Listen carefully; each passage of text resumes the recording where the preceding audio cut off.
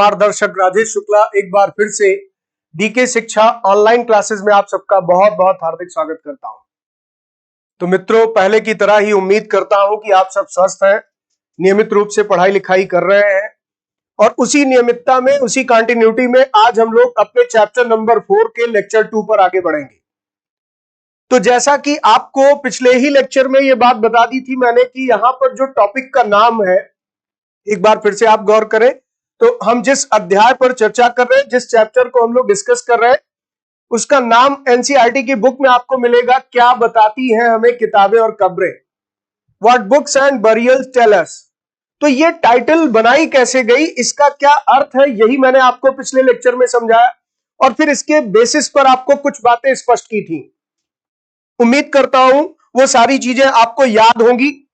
जैसे सबसे पहले यहां पर आपको यह बताने की कोशिश की थी मैंने, हम लोग इसके लेक्चर नंबर 2 पर अब आगे बढ़ रहे हैं, तो इसमें सबसे पहले यह बताने की कोशिश की थी कि यहां पर किताबें शब्द जो जिक्र किया गया, इसका अर्थ क्या है।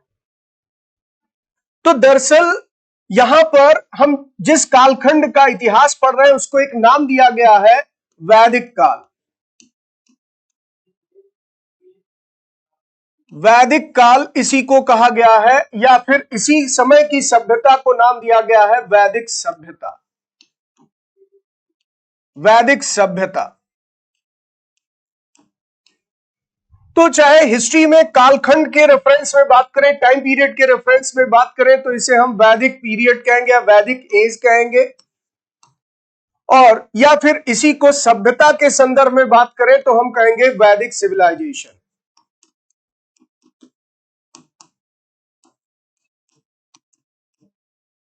अब जब हम वैदिक काल की बात करते हैं, वैदिक सभ्यता की बात करते हैं, तो पहला प्रश्न आपके जहन में तुरंत ही आता होगा कि सर इसका नामकरण वैदिक ही क्यों हुआ। तो ये आपको पिछले लेक्चर में ही मैंने क्लैरिफाई कर दिया था, इसका स्पष्टीकरण आप सबको मिल गया। तो इसमें क्या बताया था कि इस कालखंड का इतिहास जानने का जो हमारा साधन है, इस कालखंड का इतिहास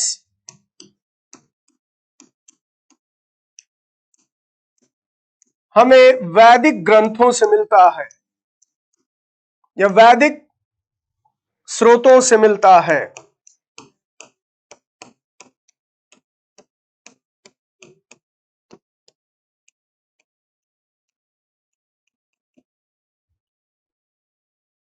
history of this time period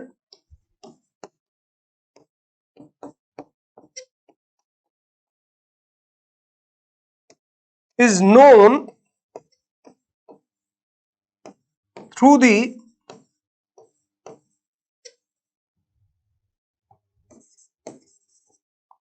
वैदिक टेक्स्ट। तो जो यहां पर क्या बताती है हमें किताबें शब्द था, वो कौन से किताबों का जिक्र कर रहे हैं, यहां पर आप देख सकते हैं, वो है वेद या वैदिक साहित्य। तो सबसे पहली बात, इस अध्याय के नाम पर अगर आप गौर करें, इसका पहला हिस्सा मैं आपको पढ़ा रहा हूं, इसमें दो चीजें आप सब पढ़ने वाले हैं, क्या बताती है हमें किताबें और कब्रें। ये दोनों चीजें मैं डिस्कस करूंगा कि यहां पर बुक्स कहने का अर्थ क्या है और बरियल्स कहने का अर्थ क्या है। तो बरियल्स आप समझते हैं जहां किसी को बरीड किया जाए, दफनाया जाए, कब्र की बात। तो इस पर हम लोग आगे चर्चा करेंगे लेक्चर 3 में, लेकिन आज हम लोग लेक्चर 2 में पहले इसे कंप्लीट करने की कोशिश करेंगे। तो मैं एक बार फिर स्पष्ट कर रहा हूं, किताब और इसके साथ साथ पुरातत्व, ये दोनों चीजें इतिहास को जानने का साधन। आपको पिछली क्लास याद होगी, इतिहास क्या है, अतीत की घटनाओं का अध्ययन, पास्ट की स्टडी। और पास्ट के बारे में जानने के हमारे पास दो तरह के सोर्सेस हैं, एक को पुरातत्व कहते हैं, जो आप पिछले अध्याय में पढ़ भी रहे थे, आर्कियोलॉजिकल सोर्स, जैसे आपने अभिलेखों की बात देखी, सिक्कों की बात देखी, या फिर ऐसे ही पांडुलिपियों की बात हुई थी, तो यहां या मृदभांडों की बात हुई थी। ये सब यहां पुरातात्विक स्रोतों के रूप में हम लोग हड़प्पा मोहनजोदड़ो के खंडहर से जो पुरावशेष मिले उस पर आधारित ज्ञान की बात कर रहे थे, वो पुरातात्विक स्रोत है, वो आर्कियोलॉजिकल एविडेंस है। लेकिन अब यहां पर किताब यानी साहित्य के आधार पर इतिहास को जानने की बात हो रही है। और जिस साहित्य से हमें इतिहास पता चलता है, जिस लिटरेरी वर्क से हमें इतिहास पता चलता है, उसे एक विशेष नाम दिया गया है वेद। क्योंकि इस कालखंड का इतिहास हमें वेदों से पता चलता है, वैदिक स्रोतों से पता चलता है, इसीलिए इसका नामकरण हुआ वैदिक सभ्यता या वैदिक काल। तो ये तो स्पष्ट ही कर दिया था। अब जरा एक बार फिर से नजर डालते हैं कि जब हम वैदिक स्रोतों की बात करते हैं, वैदिक संहिताओं की बात करते हैं, तो यहां उसका अर्थ क्या है, यानी वैदिक साहित्य।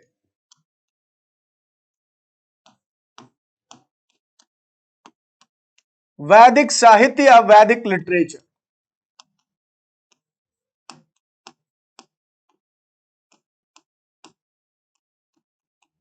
अब अगर हम इसकी बात करें तो इसमें 4 वेद शामिल हैं। फिर प्रत्येक वेद यानी 4 वेदास, फिर इसके साथ साथ प्रत्येक वेद के ब्राह्मण ग्रंथ, प्रत्येक वेद के ब्राह्मण ग्रंथ,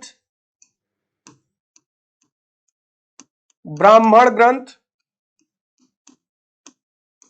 ब्राह्मण टेक्स्ट ऑफ ईच वेदास। फिर इसके साथ साथ आरण्यक, आरण्यक यानी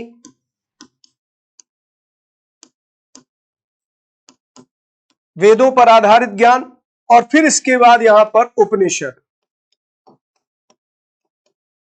उपनिषद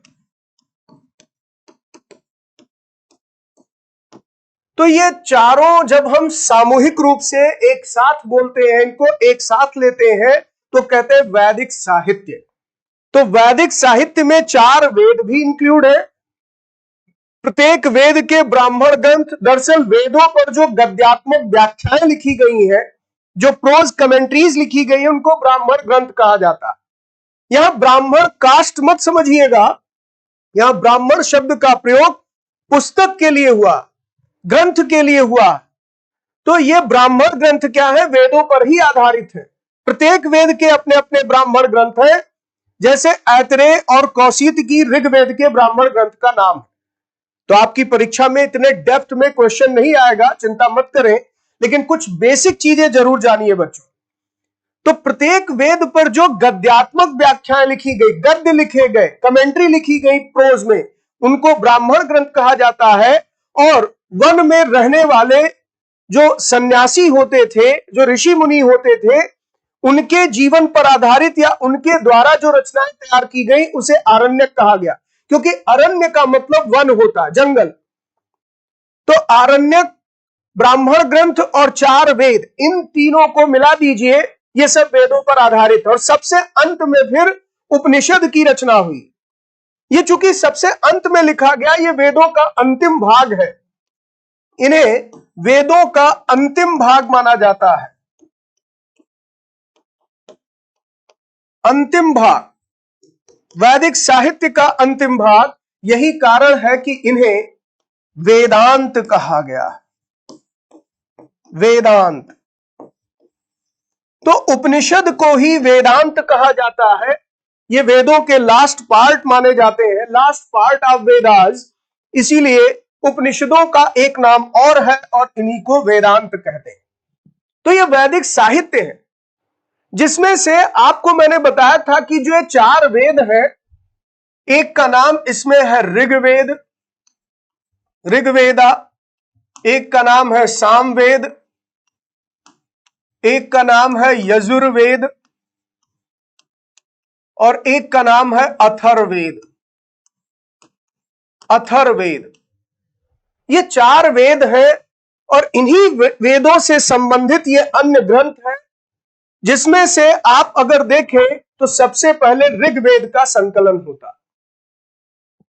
तो जब हम इन 4 वेदों की बात करते हैं, 4 वेद, 4 वेदास,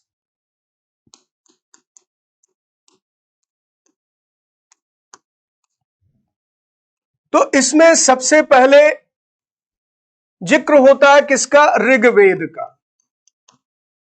ऋग्वेद।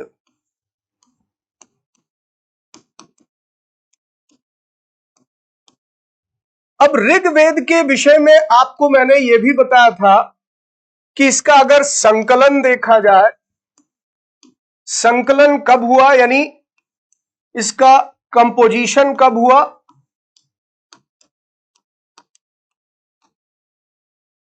तो इसका आंसर देना है आपको आज से 3500 वर्ष पूर्व, around 3500 years ago from the present day। और इसी को आप दूसरे तरीके से लिख सकते हैं, 1500 ईसा पूर्व में इसका संकलन शुरू हुआ, प्रारंभ हुआ। तो सबसे प्राचीन वेद यही है, सबसे पहले इसी का संकलन हुआ। सबसे प्राचीन वेद यानी ओल्डेस्ट वेद, और इसे दुनिया के ओल्डेस्ट टेक्स्ट में कंसीडर किया जाता है, दुनिया के प्राचीनतम ग्रंथों में से एक माना जाता है। फिर इसके साथ साथ दूसरी बात आपको बताई थी कि इसके संकलनकर्ता कौन माने गए। संकलनकर्ता यानी कंपोजर इसके कौन माने गए हैं, तो उनका नाम भी आपको बताया था, महर्षि कृष्ण द्वैपायन। महर्षि कृष्ण द्वैपायन, या जिन्हें वेद व्यास के नाम से जाना गया, वेद व्यास, महर्षि कृष्ण द्वैपायन।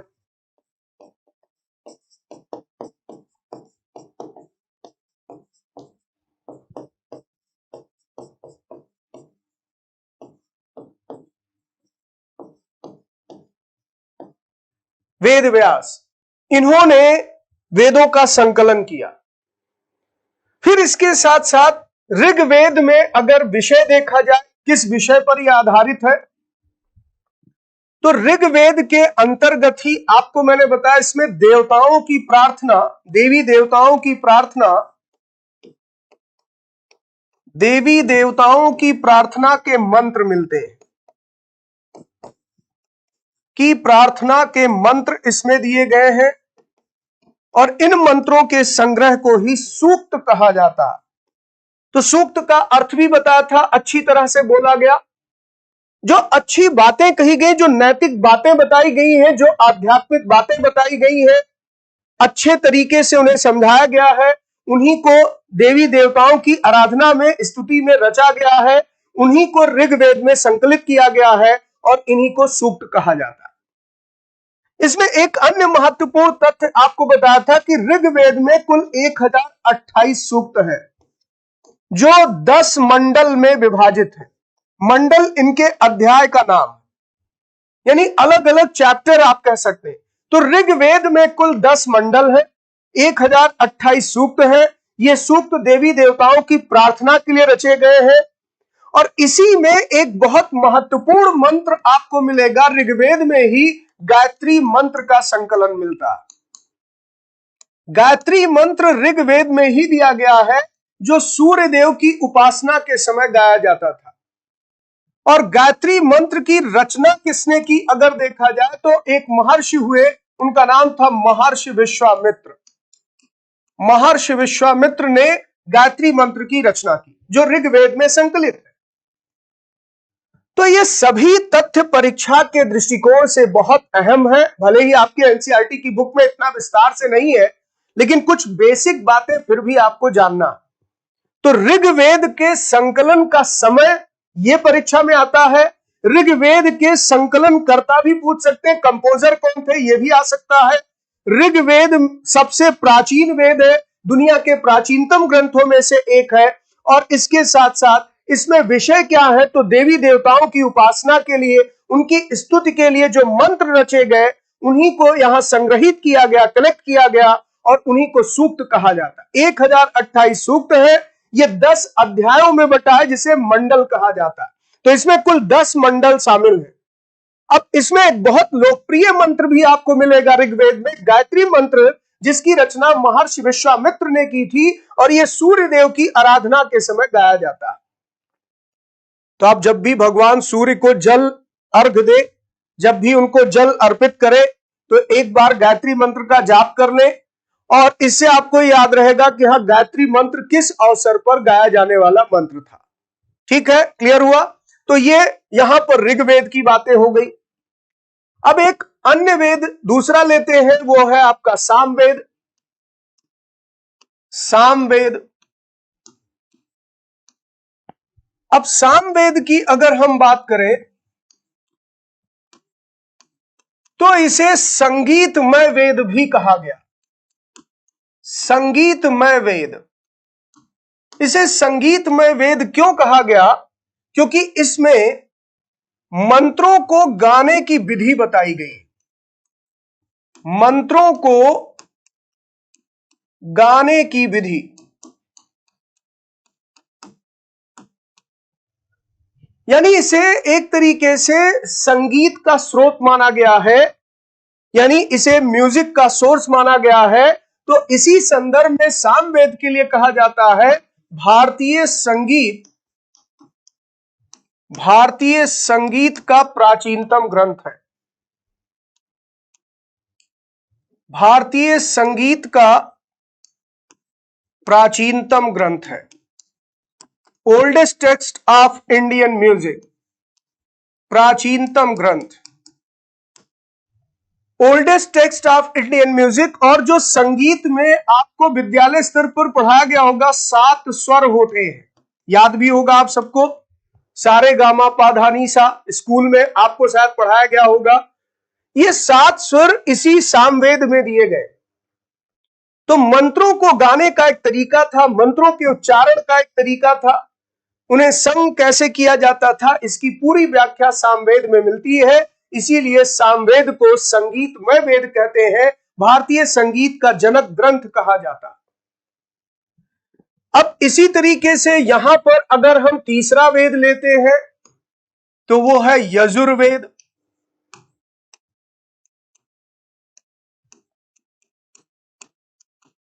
यजुर्वेद, अब यजुर्वेद में अगर आप देखें तो आर्य संस्कृत के लोगों का एक कर्मकांड था, कर्मकांड या जिसको हम कह सकते अनुष्ठान।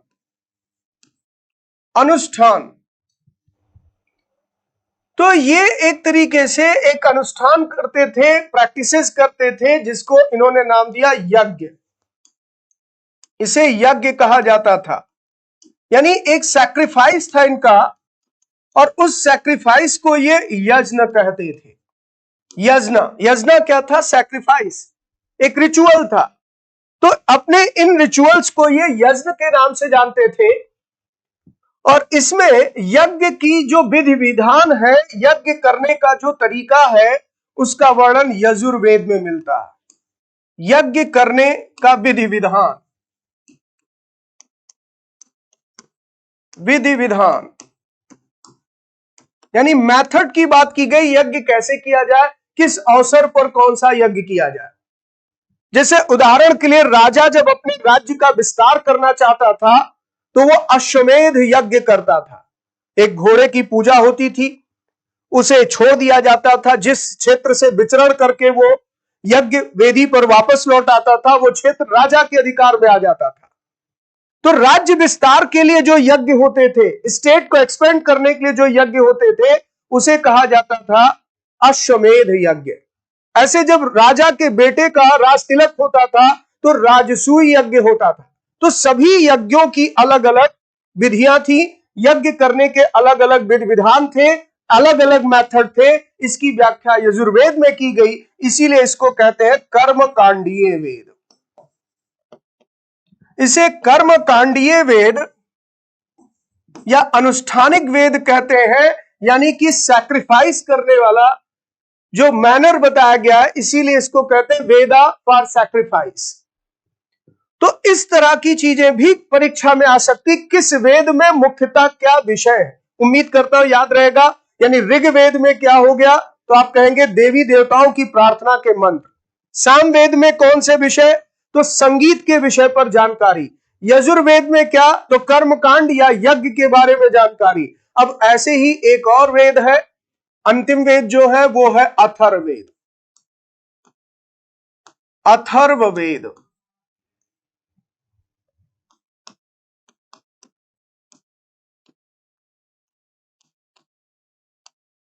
अब अथर्ववेदा की बात करें अगर हम, तो इसमें आप पाएंगे कि आयुर्वेद संबंधी जानकारी निहित है। आयुर्वेद का मतलब होता है चिकित्सा, चिकित्सा संबंधी जानकारी।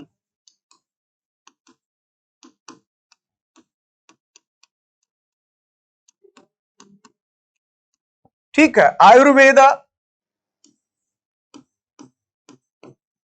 तो मेडिसिन संबंधी जो जानकारी है, चिकित्सा संबंधी जो जानकारी है वो अथर्ववेद में मिलती है। इतना ही नहीं बल्कि इसमें आप देखेंगे जादू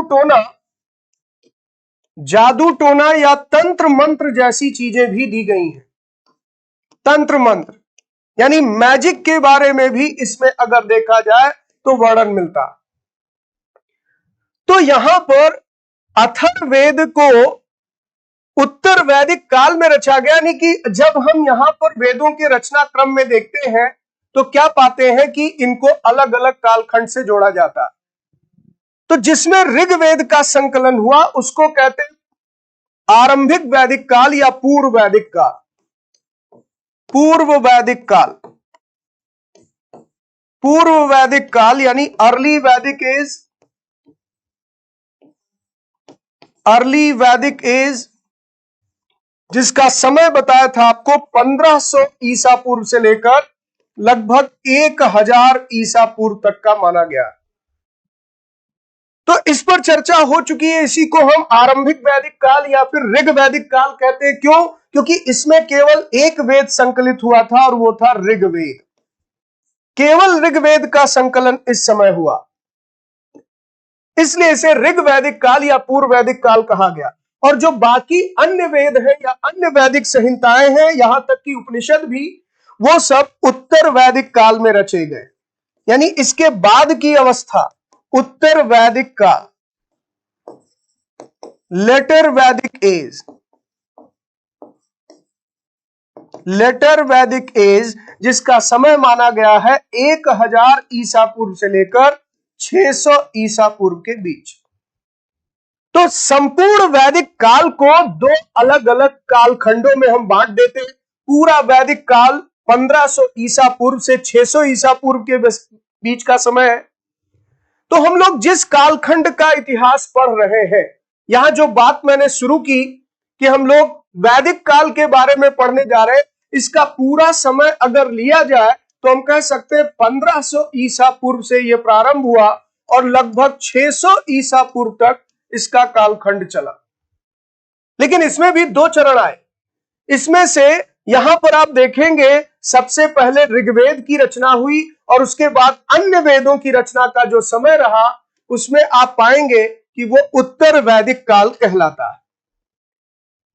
तो यही किताबें हैं, यही बुक्स हैं, यही लिटरेरी वर्क है जो हमें इस कालखंड का इतिहास बताते हैं। इसीलिए आपके इस चैप्टर का नाम है क्या बताती है हमें किताबें। तो अब यह देखना है कि इन किताबों से क्या क्या पता चला, आर्यों के बारे में हमें क्या जानकारी इन किताबों से मिली है। यानी जरा वेद पढ़ा जाए। तो ऐसा नहीं कि मैं आपको चारों वेद पढ़ाने जा रहा हूं, लेकिन उस पर आधारित जो ऐतिहासिक जानकारी मिली, अतीत के बारे में जो जानकारी मिली, जो आपके परीक्षा के दृष्टिकोण से अहम बातें हैं, वो हम लोग इसमें देखेंगे। तो जरा आते वैदिक स्रोतों में किस तरह की जानकारी निहित है, यानी जो वैदिक टेक्स्ट है वो हमें क्या इंफॉर्मेशन देते। तो अब यहां पर आगे बढ़ते हैं और एनसीईआरटी की बुक में जो इंफॉर्मेशन है उसको फॉलो करते हैं। तो यहां तक चर्चा पिछले लेक्चर में हुई थी, उसी पर आगे बढ़ रहा हूं। बच्चों शायद आपको जो पीडीएफ मिला होगा उसमें मैटर रहा होगा, लेकिन आज मैं इसकी व्याख्या कर रहा हूं तो दोबारा ये पीडीएफ आ जाएगा, कोई चिंता नहीं करनी। तो इतिहासकार ऋग्वेद का अध्ययन कैसे करते हैं और ये किस तरीके से अध्ययन के द्वारा इतिहास का पुनर्निर्माण करते हैं, हिस्ट्री रिकंस्ट्रक्ट करते हैं, यानी जो घटना पास्ट में हो गई, जो अतीत में घटना हो गई, वो हम दोहराने की बात नहीं कर रहे हैं, बल्कि उसे रिकंस्ट्रक्ट करने, पुनर्निर्मित करने का मतलब क्या हुआ होगा उस पर एक जानकारी जुटा रहे हैं। तो वेद कैसे यहां पर हमारे लिए जानकारी में सहायक होगा, जरा देखा जाए। तो अब यहां से परीक्षा में जो प्रश्न आ सकते हैं, जो लाइन आपने परीक्षा के दृष्टिकोण से अहम है, उसे मैं बताऊंगा, उसे स्टार पॉइंट भी दूंगा, और आप अपने नोटबुक में उसे समय निकालकर अलग से भी लिख सकते हैं, या यहीं पर अपनी बुक में आप अंडरलाइन कर सकते हैं, या जो आपको पीडीएफ मिलेगा उसमें ऑलरेडी हाईलाइटेड रहेगा, अंडरलाइन रहेगा। तो लिखा, इतिहासकार पुरातत्ववेत्ताओं की तरह ही अतीत के बारे में जानकारी इकट्ठी करते हैं, तभी तो इतिहासकार कहला, क्योंकि इतिहास की परिभाषा ही है अतीत के बारे में जानना। तो जो अतीत के बारे में जानकारी जुटाए वही इतिहासकार। जैसे पुरातत्ववेत्ता, आर्कियोलॉजिस्ट का काम क्या है, जो यहां पर पुरा सामग्री मिले, पुरा अवशेष मिले, उसके आधार पर अनुसंधान करना, पता लगाना किस कालखंड का यह अवशेष है, इसमें कौन सी बातें छिपी हैं। ऐसे इतिहासकार अतीत की घटनाओं का अध्ययन करता। लेकिन भौतिक अवशेषों के अलावा वे लिखित स्रोतों का भी उपयोग करते। तो भौतिक अवशेष एक टर्म आया और एक आया लिखित स्रोत। तो अतीत को जानने के, अतीत के बारे में जानकारी के दो स्रोत हैं, दो मुख्य स्रोत हैं, और इसके ऊपर मैं चर्चा कर भी चुका हूं। टू इंपॉर्टेंट सोर्सेज हैं। There are two types of sources, two types of sources. तो यहां पर केवल दो स्रोत की बात नहीं हो रही, दो प्रकार के स्रोतों की बात हो रही, दो तरह के स्रोत हैं, जिसमें एक में हम भौतिक अवशेषों का सहारा लेते हैं, फिजिकल रिमेन्स, जैसे कोई खंडहर है, कोई बर्तन है टूटा हुआ, कोई चांदी का सिक्का है, कोई अन्य धातु का सिक्का है, कोई अभिलेख है, तो जिसको फिजिकल प्रेजेंट में हम देखते हैं, यानी भौतिक अवशेष वो हुए, और इसी को एक नाम हमने क्या दिया था, इसी को हमने कहा था पुरातत्व, इसी को कहते हैं पुरातत्व यानी आर्कियोलॉजी। और लिखित स्रोत, इसी को हम कह सकते हैं साहित्य, यानी साहित्यिक स्रोत, लिटरेचर, लिटरेरी वर्क। तो इस तरह से इस पर पहले ही आप जान चुके हैं कि इतिहास को जानने के दो साधन हैं, एक पुरातत्व और एक लिटरेचर यानी साहित्य। अब कहते हैं कि चलो देखते हैं ऋग्वेद का अध्ययन कैसे करते हैं, जो लिखित प्रमाण है, जो साहित्य है, यह हमें इतिहास में कैसे मदद करेगा। तो ऋग्वेद के कुछ सूक्त, यहां सूक्त आ गया, जो मैं कहता ऋग्वेद में 1028 सूक्त दिए गए हैं।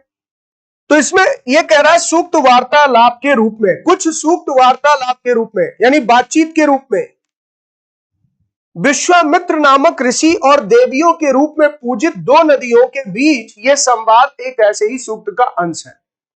देखिए यहां की लाइन में एक बात और स्पष्ट हो रही है, पूजित दो नदियों, यानी ऋग्वैदिक काल में नदियों की पूजा का प्रचलन था, आर्य लोग नदियों की पूजा करते थे। तो यहां से एक बात स्पष्ट हो रहा है कि जब नदियों का जिक्र पूजित रूप में हुआ, तो इसका मतलब नदी की पूजा भी ये लोग करते थे। और इन पूजनीय नदियों में कुछ का नाम विशेष महत्वपूर्ण है, जैसे सिंधु इनकी पूजनीय नदी में से थी, सरस्वती पूजनीय नदी थी। तो आर्यों की सबसे प्रमुख नदी सिंधु और सरस्वती, सरस्वती दूसरी पवित्र नदी थी, सबसे ज्यादा पवित्र नदी सिंधु और दूसरी सबसे पवित्र नदी सरस्वती, जिसको नदी तमा कहते थे। तो उसमें ब्यास और सतलुज सिंधु की सहायक है, यानी सिंधु में ही मिलती हैं। तो इस तरह से ये पूजित नदियां हैं। तो इससे एक बात आपको स्पष्ट तौर पर पता चलेगी कि नदियों की पूजा होती थी, इनके बीच में यह संवाद एक ऐसे ही सूक्त का अंश है। तो ऋग्वेद के एक सूक्त को यहां उठाया गया है और इसके माध्यम से आपको बताने की कोशिश की गई है कि किस तरह से वैदिक काल में आर्य संस्कृत में क्या क्या चीजों का महत्व था, कैसे समाज था, और किस तरह से यहां पर मंत्रों का संग्रह इसमें सूक्त के रूप में है। तो जरा पढ़ा जाए इसे। हालांकि ऋग्वेद के अंदर ऐसे तो नहीं लिखा, वो तो प्राक संस्कृत भाषा में, पिछली क्लास में आपने पढ़ा कि ऋग्वेद की भाषा क्या है, प्राक संस्कृत। आज वाली भी संस्कृत नहीं। हो सकता है आप लोगों का लैंग्वेज में संस्कृत हो तो आप सोचे हम तो ऋग्वेद पढ़ लेंगे, नहीं, ऋग्वेद प्राचीन संस्कृत भाषा में, क्लासिकल लैंग्वेज में, उसे पढ़ पाना आसान नहीं। तो ये ट्रांसलेटेड फॉर्म में लिखा है, अनुवादित है देवनागरी में कि आप पढ़कर समझ सकें। तो विश्वामित्र नदियों के सामने खड़े हैं और क्या करें, हे नदियों, अपने बछड़ों को चाटती हुई दो दमकती गायों की तरह। बहुत ध्यान से बच्चों पढ़िएगा, यानी एक तरफ नदियों का जिक्र हो रहा है और इनकी तुलना किससे कर रहे हैं, गाय से।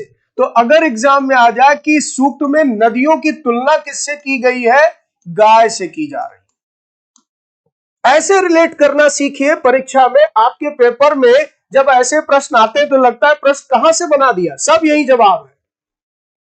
तो जो विश्वामित्र और नदियों के बीच में संवाद के रूप में सूक्त लिया गया, उसमें नदियों की तुलना गाय से की जा रही है। यानी एक यहां पर और जानकारी मिल रही कि आर्य समाज में गाय बहुत महत्वपूर्ण पशु था। पशुपालन ये लोग करते थे और पशुपालन में भी गाय का एक विशेष महत्व था। इसी कारण से तो जिसको पूजते हैं नदियों को, उनकी तुलना गाय से कर रहे हैं। आज भी आप देखिए हिंदू धर्म में गाय को माता का दर्जा दिया गया है। और ये हिंदू धर्म, सनातन धर्म आया कहां से, इसका मूल स्रोत वेदों से ही निकला। तो उसी पर चर्चा हो रही है।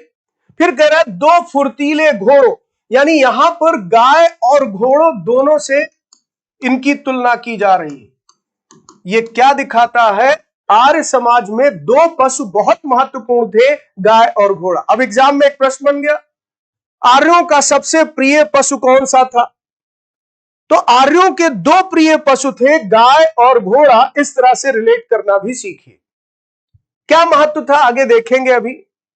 तो ये कह रहा है गायों की तरह, दो फुर्तीले घोड़ों की तरह की चाल से पहाड़ों से नीचे आओ, इंद्र द्वारा दी हुई शक्ति। अब इंद्र का जिक्र, तो इंद्र आर्यों के सबसे प्रमुख देवता।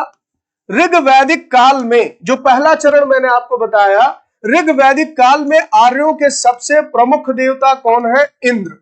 इसलिए इंद्र का जिक्र कर रहे हैं। इंद्र द्वारा दी हुई शक्ति से स्फूर्त तुम रथों की गति से, यानी रथ का जिक्र हो रहा। ये लोग रथ का प्रयोग इसका मतलब करना जानते थे। से सागर की ओर बह रही हो, तुम जल से परिपूर्ण हो और एक दूसरे से मिल जाना चाहती। तो ये भले ही आपको कहानी की तरह लगे, लेकिन इसमें भी कुछ प्रश्न छिपे हैं। जैसे बच्चों ध्यान दीजिए, ये लोग रथ संचालन करना जानते थे। उस समय रथ का प्रयोग करते थे परिवहन में, घोड़े का प्रयोग करते थे परिवहन में। गाय इनके लिए आर्थिक महत्व की पशु थे, पशुधन के रूप में इसे देखा जाता था। गाय और घोड़ा आर्यों के लिए सबसे महत्वपूर्ण पशु था। नदियों को पूजते थे। ये सारी बातें केवल इतनी लाइन से ही निकल रही। आगे देखिए, जल से परिपूर्ण हम देवताओं के बनाए रास्ते पर चलती हैं, एक बार निकलने पर हमें रोका नहीं जा सकता। हे ऋषि, तुम हमसे प्रार्थना क्यों कर रहे हो। अब नदियां संवाद में जवाब दे रही विश्वामित्र को। तो महर्षि विश्वामित्र, जिनका भी मैंने जिक्र किया, गायत्री मंत्र के संकलन करता, गायत्री मंत्र की रचना इन्होंने ही की थी। तो विश्वामित्र फिर जवाब देते हैं बहनों, यानी कि यहां पर वो बहन कहकर नदियों को संबोधित कर रहे हैं। तो नदियों को बहुत पवित्र दर्जा मिला हुआ है। मुझ गायक की प्रार्थना सुनो, यानी ये मंत्र गाने वाले लोग हैं। तो मंत्र गाने वाले लोग यानी विश्वामित्र एक ब्राह्मण समाज से थे, क्योंकि उस समय मंत्र गाने वाले पुरोहितों को ब्राह्मण कहा जाता था। मैं रथों और गाड़ियों सहित बहुत दूर से आया हूं, कृपा करके अपने जल को हमारे रथों और गाड़ियों की धुरियों के ऊपर ना उठाओ, ताकि हम आसानी से उस पार जा सके। तो नदी पार करने के लिए ये निवेदन कर रहे हैं, प्रार्थना कर रहे हैं, उसी का ये उदाहरण लिया गया। अब जरा आगे देखते हैं। इतिहासकार ये बताते हैं कि ये प्रार्थना उस क्षेत्र में रची गई होगी जहां ये नदियां बहती है। बहुत महत्वपूर्ण लाइन है बच्चों। अब ये स्टार पॉइंट है, वेरी इंपॉर्टेंट। यहां से क्वेश्चन बनना शुरू हो गया। यानी वो तो पीछे आपको जो बता रहा था वो तो इंपॉर्टेंट है ही। यानी ऋग्वेद की रचना किस क्षेत्र में हुई थी, ये भी एक प्रश्न बन गया। ऋग्वेद के मंत्र किस क्षेत्र में, ये प्रार्थना उस क्षेत्र में रची गई। तो किस क्षेत्र में यहां पर ये रचे गए, रचना कहां हुई। तो जवाब क्या है, क्या लिखा है, किस नदी की यहां पर बात हो रही थी, ब्यास और सतलुज। तो ब्यास और सतलुज किसकी सहायक नदी है, यानी सिंधु और उनकी सहायक नदियां। इस क्षेत्र में और उनकी सहायक नदियां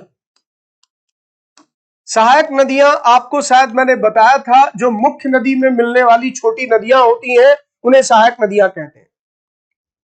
तो ये बेसिकली अगर देखा जाए सिंध और उसकी सहायक नदियों का क्षेत्र था। इसमें 7 मुख्य नदियों का जिक्र ऋग्वेद में आया है और इसी को सप्त सैंधव कहा गया।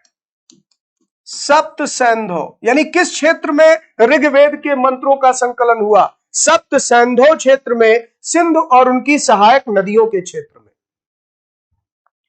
तो ये जो सप्त सैंधव शब्द का मैंने प्रयोग किया, सप्त सैंधव, ये शब्द कहां से बना है जरा देखा जाए तो आप देखेंगे सप्त का मतलब है यहां 7 और सैंधव का मतलब है सिंधु और उसकी सहायक नदियां।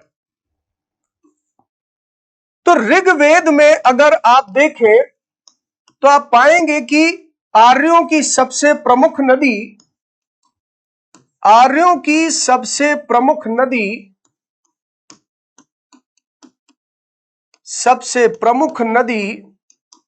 सिंधु को बताया गया।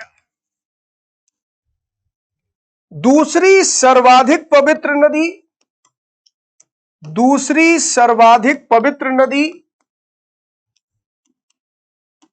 नदी ये कौन सी थी? तो सरस्वती, जिसको लेकर एक विवाद है कि अब सरस्वती विलुप्त हो चुकी है, कुछ लोग कहते हैं थी नहीं, लेकिन ऋग्वेद में सिंधु सरस्वती का जिक्र है। ये इनकी प्रमुख नदियां। इसके अलावा ऋग्वेद में कुछ अन्य नदियों के नाम मिलते हैं, जैसे एक नदी का नाम मिला है बिपाशा।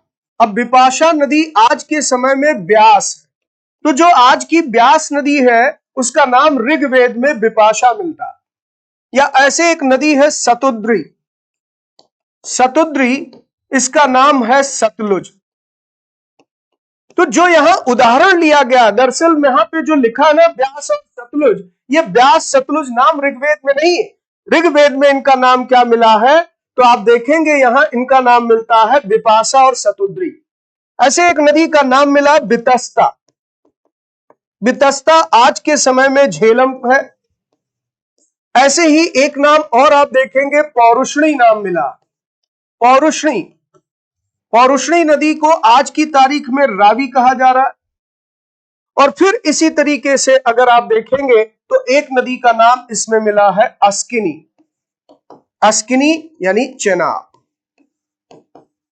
तो सिंधु की ही सहायक नदियां हैं ये, चेनाब, रावी, ब्यास, सतलुज, झेलम, ये सब सिंधु में मिलती है। तो इन सहायक नदियों का जिक्र इसमें इन नामों से मिलता है। हो सके बच्चों तो ये नाम भी आप ध्यान रखेंगे। आगे देखिए इसमें क्या, वे ये भी सुझाते हैं कि जिस समाज में ऋषि रहते थे, अब ये लाइन भी बहुत अहम है, ये कह रहे हैं जिस समाज में ऋषि रहते थे वहां घोड़ों और गायों को बहुत महत्व दिया जाता था, इसीलिए महत्वपूर्ण चीज की तुलना घोड़े और गाय से कर रहे हैं। तो आर्यों के लिए गाय का एक विशेष महत्व था, एक आर्थिक महत्व था, इसे एक पशुधन के रूप में देखा जाता था। घोड़ों का विशेष महत्व था जो गति का प्रतीक था।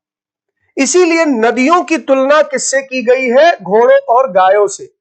क्योंकि नदियों की तुलना की जा रही है घोड़ों और गायों से, तो यह प्रकट करता है कि आर्य समाज में कहीं ना कहीं गाय और घोड़ा विशेष पशु था, जो मैं अभी थोड़ी देर पहले आपको ये बात बता भी रहा था। तो चीजों को रिलेट करना सीखे कि इतिहासकार कैसे रिलेट करके एक कंक्लूजन पर पहुंचता है, निष्कर्ष पर।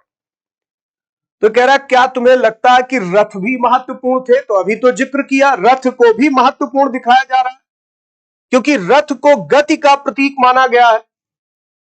अश्वचालित रथों से ये बहुत जल्दी से एक स्थान से दूसरे स्थान जा सकते थे। अपने जवाब के लिए कारण बताओ, प्रार्थना की पंक्तियों को दोबारा पढ़कर बताओ कि उनमें परिवहन के लिए किन किन साधनों का उल्लेख है। तो स्पष्ट तौर पर उन पंक्तियों से हमें दो चीजें पता चले, परिवहन में रथ का प्रयोग, घोड़ों का प्रयोग, और इसके साथ साथ रथ इनके गति का भी प्रतीक था। ऋग्वेद की प्रार्थनाओं में अन्य दूसरी नदियों, खासकर सरस्वती, सिंधु और उसकी सहायक नदियों का भी जिक्र है। अभी मैंने आपके सामने लिख ही दिया पूरा। तो 7 नदियों के क्षेत्र में ऋग्वेद के मंत्रों की रचना हुई, जिसे सप्त सैंधव कहते हैं, जिसमें सिंधु सबसे प्रमुख है। तो सिंधु का भी जिक्र है, सरस्वती का भी जिक्र है, और ये सिंधु की सहायक नदियां जो सिंधु में मिलती हैं। तो यहां पर एक बात नोटिस करिएगा, अब परीक्षा के लिए जो अगली लाइन है ये बहुत अहम है, यानी इसे मैं फिर स्टार पॉइंट दे रहा हूं और कह रहा हूं ये लाइन वेरी इंपॉर्टेंट है, ये आना ही आना है आपके एग्जाम में। इस बार के लिए तैयार रहिएगा। पूछा जाएगा कि ऋग्वेद में गंगा और यमुना का उल्लेख कितनी बार हुआ है। तो जो आज के हिंदुस्तान में भारत के लोगों की सर्वप्रमुख नदी है, सबसे प्रमुख नदी है, सबसे पवित्र नदी है गंगा, उसका जिक्र ऋग्वेद में केवल एक बार हुआ। यमुना का उल्लेख केवल एक बार हुआ। इससे भी एक बात पता चलती कि आर्यों का जो आरंभिक निवास स्थान था वो सिंधु घाटी का इलाका था, सिंधु नदी के आसपास बसे थे। अभी वो गंगा के मैदानी इलाके तक नहीं पहुंचे थे ऋग्वैदिक काल में। ऋग्वैदिक काल में ये उत्तर पश्चिम इलाके में ही बसे। तो आर्य का जो आरंभिक निवास स्थान है वो सिंधु घाटी का क्षेत्र ही था, सिंधु और उसकी सहायक नदियों का क्षेत्र, जिसे सप्त सैंधव क्षेत्र कह सकते हैं।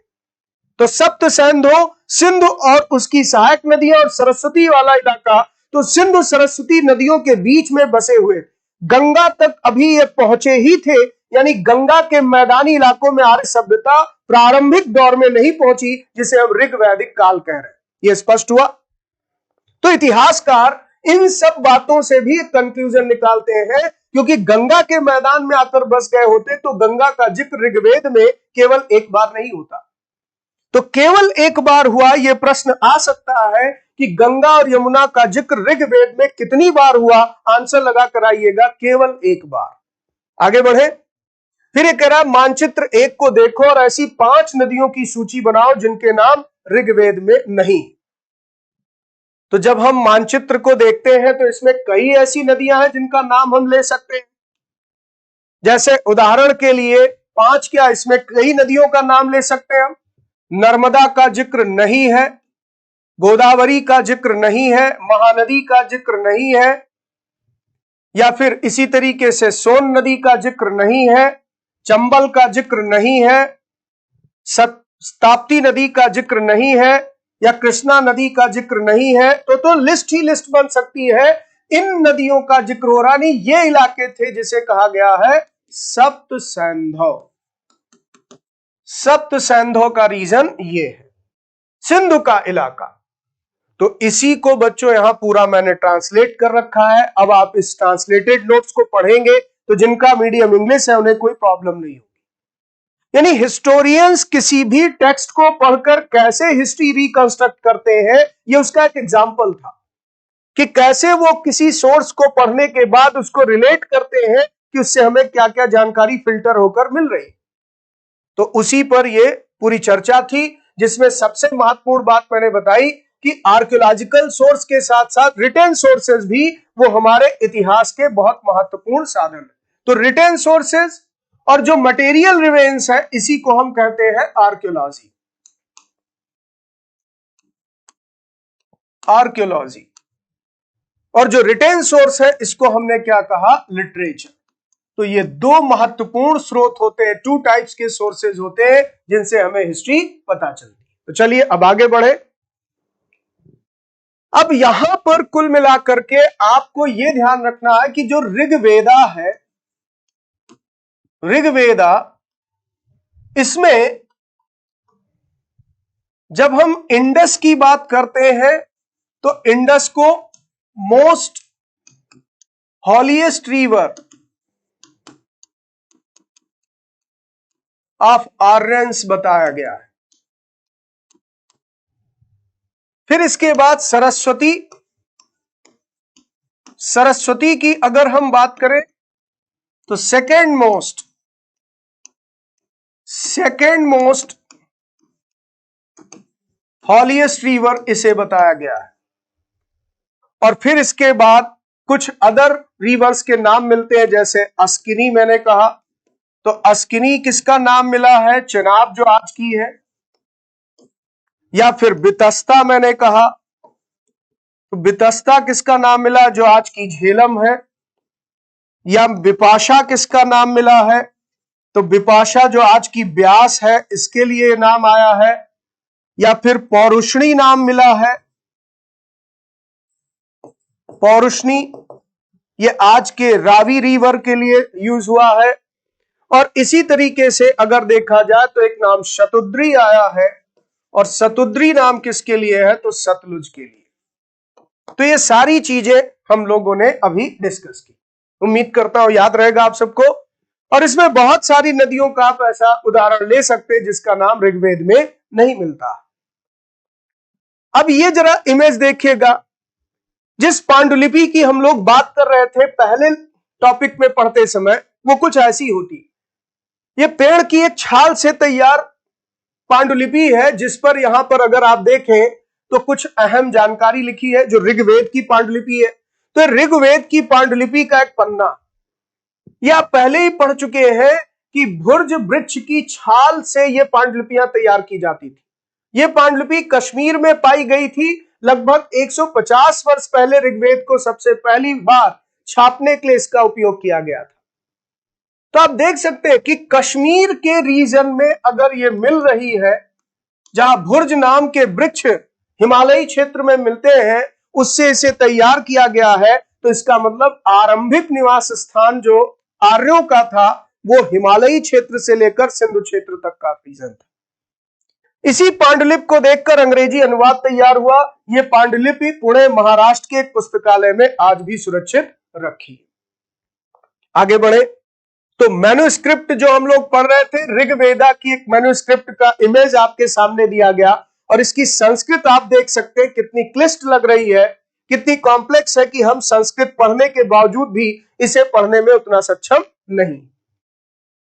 अब आते हैं ऋग्वेद में कुछ अन्य बातें भी पता चलती हैं। क्या पता चलता है? जैसे मवेशियों को लेकर जानकारी, कैटल्स, हॉर्स को लेकर, घोड़े को लेकर, रथ को लेकर।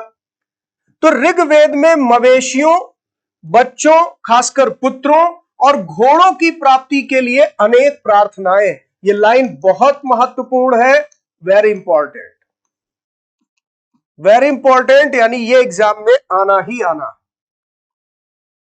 अब ये चीज क्या दिखाता है, जरा बच्चों नोटिस करिएगा। ये दिखा रहे हैं कि जो आर्यों के समाज में देवी देवताओं की आराधना होती थी, उसमें भौतिक सुख की कामना करते थे, पुत्र पाने की कामना, यानी पुत्रियों को, बेटियों को पाने के लिए कामना नहीं है। यही तो आज के समाज का चरितार्थ है। जो आज का समाज आप देखते हैं कैसे वैदिक काल से चीजें दिखने शुरू हो जाती है। पुत्र की कामना, बच्चों को पाने की कामना में मवेशियों को, मवेशी मतलब पशुधन, जानवर, गाय, घोड़े, इस तरह के पशुओं को, और इसके साथ साथ यहां पर घोड़ों को पाने की विशेष कामना इनके पूजा पाठ में होती थी। जैसे आज भी आप अपने आराध्य देव की उपासना करते हैं तो धन धान्य ही तो मांगते हैं, तो जो प्रिय है वही मांगते हैं, पुत्र मांगते हैं, धन धान्य मांगते हैं, वही स्थिति यहां है। तो यह समाज के चरित्र को दिखाता है कि किन चीजों का विशेष महत्व था। पुरुष प्रधान समाज था। घोड़ों को लड़ाई में रथ खींचने के काम में लाया जाता था। तो घोड़ों का इस्तेमाल जरा देखिए, आप बताया जा रहा कि घोड़ों को लड़ाई में रथ खींचने के काम में लाया जाता था। तो एक तो प्रार्थना जो होती थी उसमें कामना किस चीज की? भौतिक सुख की, भौतिक संसाधनों की प्राप्ति, पुत्र की, मवेशियों की, घोड़ों की, और घोड़ों का एक विशेष महत्व था, रथ खींचने में काम आते थे। फिर लड़ाइयों में मवेशी जीतकर लाए जाते थे। यानी अब यहां पर एक बात और देखें कि आर्य जनों में युद्ध का जो विशेष कारण था, युद्ध का जो कारण अगर देखा जाए, किस कारण से युद्ध होते थे, तो मवेशियों को पाने के लिए, मवेशी प्राप्त करने के लिए। यानी आप कह सकते हैं अक्सर गाय को लेकर के युद्ध लड़े जाते थे, क्योंकि ऋग्वेद में यहां पर एक शब्द आया है गवेषणा, और गवेषणा का मतलब होता है गाय की चोरी, गाय की चोरी। और इसी संदर्भ में यहां पर एक टर्म आया है गविष्टि। गविष्टि का मतलब होता है गाय को लेकर लड़ा गया युद्ध। गाय को लेकर लड़ा गया युद्ध, लड़ा गया युद्ध। अब इसमें आप देखेंगे पौरुषणी नदी के तट पर यानी रावी नदी के तट पर एक युद्ध लड़ा गया था, दासराग युद्ध। दासराग युद्ध जो ऋग्वेद में वर्णित है, सबसे प्रमुख युद्धों में से एक है।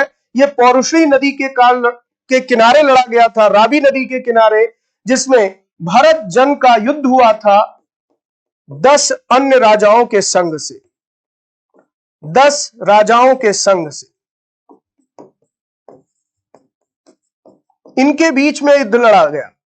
महर्षि विश्वामित्र जो भरत जन के पुरोहित थे, भरत जन के राजा थे सुदास, और वो सुदास के पुरोहित थे।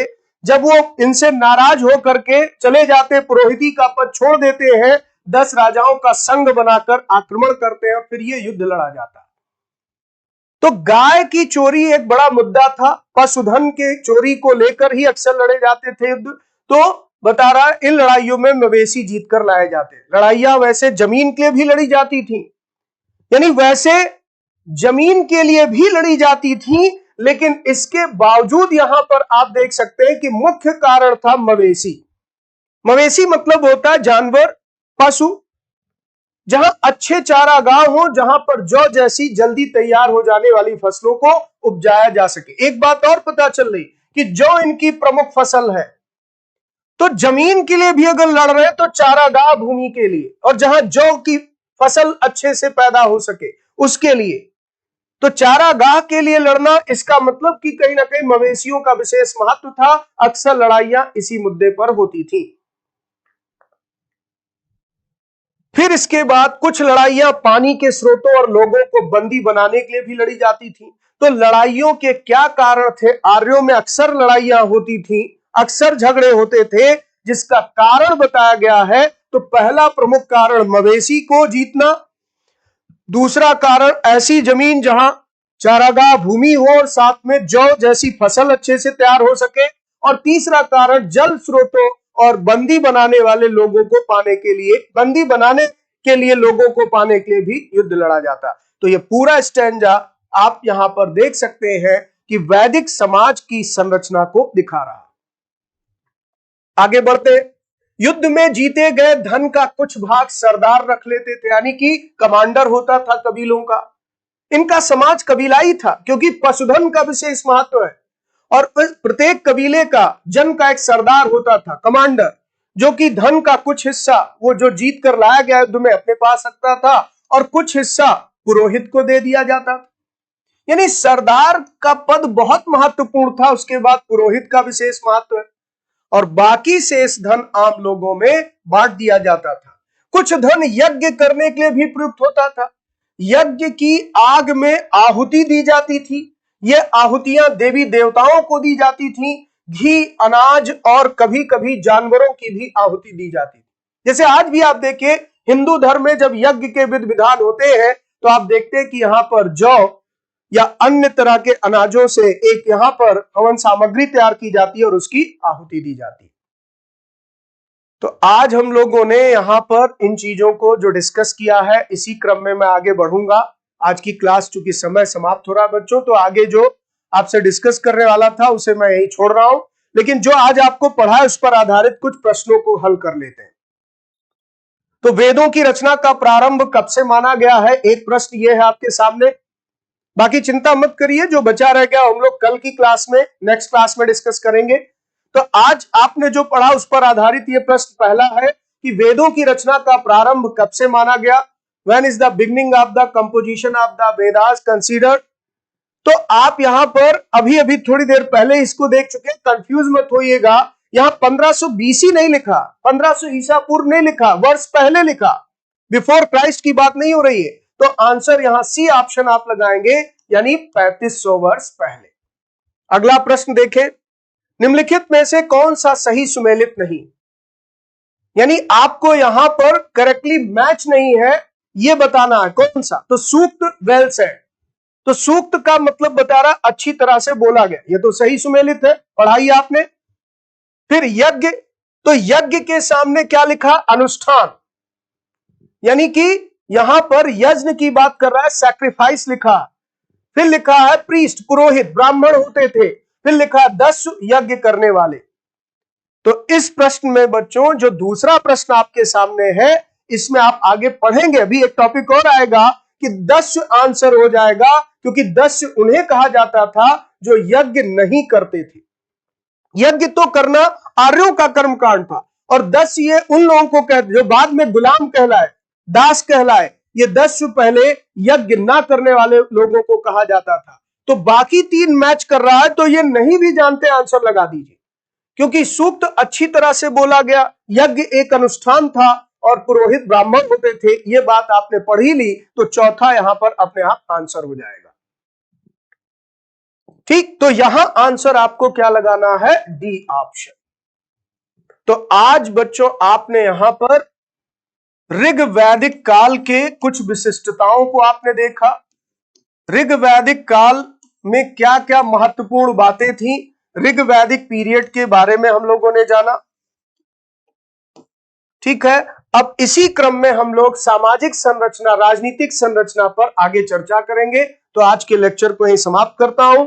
एक बार फिर स्पष्ट कर देता हूं कि अगली क्लास भी अध्याय 4 पर ही चलेगी। हम लोग नेक्स्ट क्लास में भी चैप्टर 4 में लेक्चर 3 पर डिस्कशन करेंगे। 2 लेक्चर आप चैप्टर 4 पर पढ़ चुके हैं। तो आज की क्लास को यहीं पर समाप्त करता हूं। आप सबको मेरी बहुत बहुत शुभकामनाएं।